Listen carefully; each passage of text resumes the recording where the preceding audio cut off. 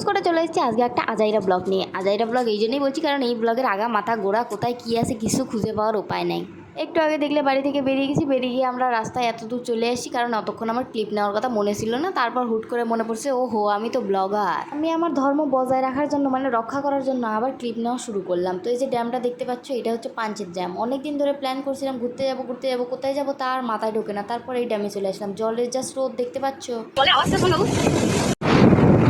আওয়াজ তো আর চোখে দেখা যাবে না, ওই জন্য আমার মার্কা গলাটা একটু বন্ধ রাখলাম, শুনলে আওয়াজটা।